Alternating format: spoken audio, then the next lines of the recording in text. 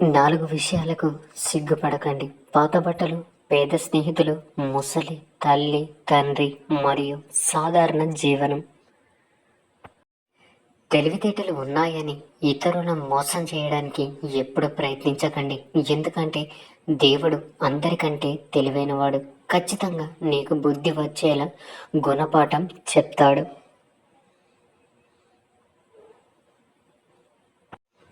ఎవరిని తక్కువగా చూడకండి. ఎందుకంటే 5 రూపాయల పెన్ను కూడా 5 కోట్ల రూపాయల చెక్కు రాస్తుంది. జీవితం కూడా అంతే. ఎవరి విలువ వారిదే. ఎంత చదువుకున్నాం అన్నది ముఖ్యం కాదు, ఆ చదువుకు తగ్గట్టు ఎంత సంస్కారం నేర్చుకున్నాం అన్నది ముఖ్యం. జీవితం బాగుండాలంటే పేరులో అక్షరాలు మార్చుకోమని, అంకెలు మార్చుకోమని, ఇల్లు మార్చమని, ఇలవేలుపుని మార్చమని చెబుతారు. కానీ బుద్ధి మార్చుకోమని ఎవరు చెప్పరు. ఓపిక చాలా విలువైనది. అది ఎంత ఉంటే జీవితంలో అంత నేర్చుకుంటావు. వయసు పెరుగుతుంటే జ్ఞానం పెరగాలి, కానీ చులకన చేసి మాట్లాడే రూపం మాత్రం కాకూడదు. కాలం మారుతుందో లేదో తెలియదు, కానీ మనుషులు మాత్రం ఖచ్చితంగా మారుతున్నారు. ఎదురుగా ఉన్నప్పుడు ఒకలా, లేనప్పుడు ఇంకోలా ఉంటారు. జీవితంలో ఎదురు దెబ్బలు తగలడం మంచిదేనేమో. కాలికి దెబ్బ తగిలితే వెళ్ళే దారిలో ఎలా నడవాలో తెలుస్తుంది. అదే మనసుకు తగిలితే ఎటువంటి వారితో ఎలా ఉండాలో నేర్పిస్తుంది.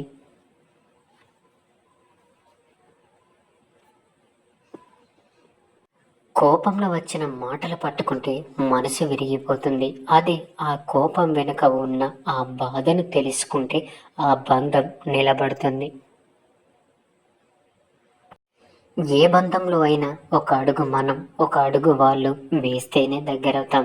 కానీ అన్ని అడుగులు మనమే వేస్తే చులకన అవుతాం. కొందరికి మనం చెప్పే సమాధానం కన్నా కాలం చెప్పే సమాధానం కరెక్ట్గా ఉంటుంది. ఓపిక పట్టి చూడు, ఓపిక చాలా విలువైంది.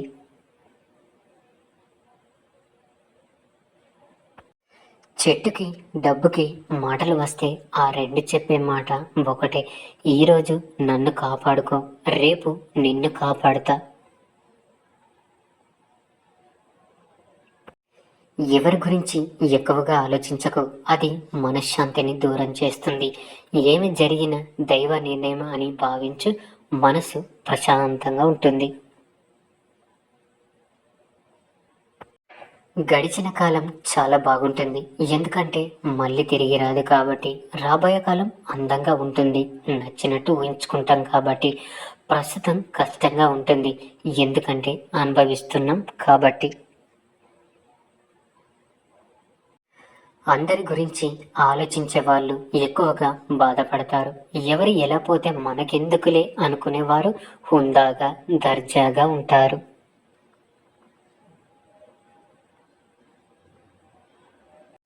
తప్పు లేని చోట తల వంచకు, నమ్మకం లేని చోట వాదించకు. మంచి మనసున్న వారికి భగవంతుడు 1000 కష్టాలు కల్పించిన అంతకు రెట్టింపు సంతోషాలను అనుగ్రహిస్తాడు.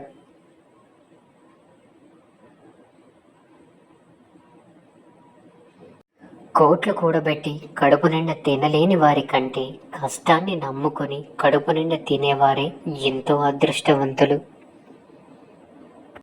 మన శరీరంలో ఎక్కువ భాగం నీరే ఉంటుంది, కానీ ఏదైనా గాయమైతే మాత్రం రక్తమే బయటికి వస్తుంది.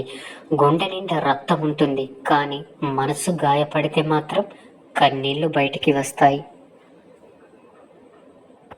మనం ఎంత తెల్లగా ఉన్నా నీడ మాత్రం నల్లగానే ఉంటుంది. రంగులతో కాదు జీవితం, మంచి మనసుతో ఉండాలి. జీవితం ఏది మనకు నేర్పదు. మనకు ఎదురయ్యే మనుషులు, వాళ్ళ ప్రవర్తన, వీటి నుండే మనం నేర్చుకోవాలి.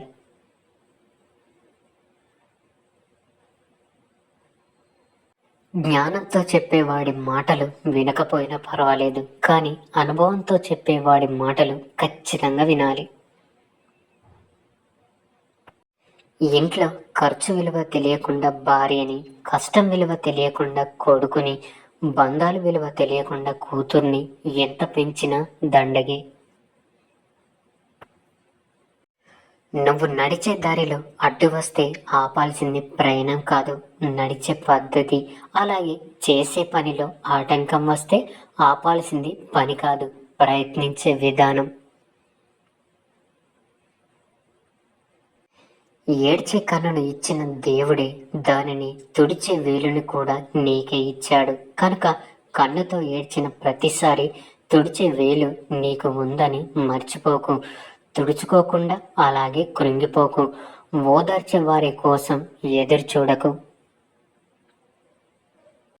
నీకు అవసరం ఉందా లేకున్నా ఒకేలా ఉండు. అవసరం కోసం నటించకు. ఈ లోకంలో నా కోసం ఎవరున్నారు అని ఆలోచించే దానికంటే నన్ను నమ్ముకొని ఎవరు జీవిస్తున్నారని ఆలోచించి చూడండి. జీవితం ఎంత బాగుంటుందో.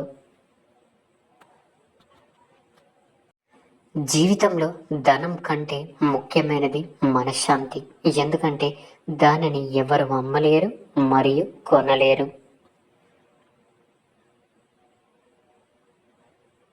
ఏ బంధమైనా పెరగాలన్నా, నిలవాలన్నా మరియు కొనసాగాలన్నా ఒకరి మాట ఒకరు వినాలి.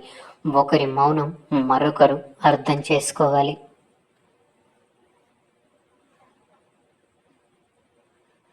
లోపాలు లేని మనిషి, లోటు లేని జీవితం ఎవరికి ఉండదు. సాధ్యమైతే మార్చుకోవాలి, లేకపోతే అలవాటు చేసుకోవాలి. అంతేకాని మనస్సును గాయం చేసుకోకూడదు. వ్యక్తిత్వం అంటే ఒకరు నిర్ధారిస్తే వచ్చేది కాదు, ఒకరు కించపరిస్తే పోయేది కాదు.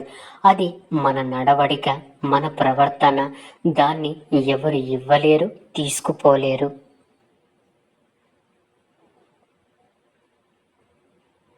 50 ఏళ్ల తర్వాత శృంగారం చేయకండి. ఎందుకంటే అది మిమ్మల్ని భౌతికంగానే కాదు, మానసికంగా దెబ్బతీస్తుంది. లోకంలో అన్నిటికన్నా సులువైన పని నమ్మకాన్ని కోల్పోవడం. అన్నిటికన్నా కష్టమైన పని నమ్మకాన్ని నిలబెట్టుకోవడం. అన్నిటికన్నా కఠినమైనది నమ్మకాన్ని కాపాడుకోవడం. పుస్తకాన్ని చదివి జ్ఞానం సంపాదించుకో, కానీ మనుషులను చదవడం మాత్రం మర్చిపోకు. ఇప్పటికీ లోకంలో జ్ఞానం కంటే లోక జ్ఞానం చాలా ముఖ్యం.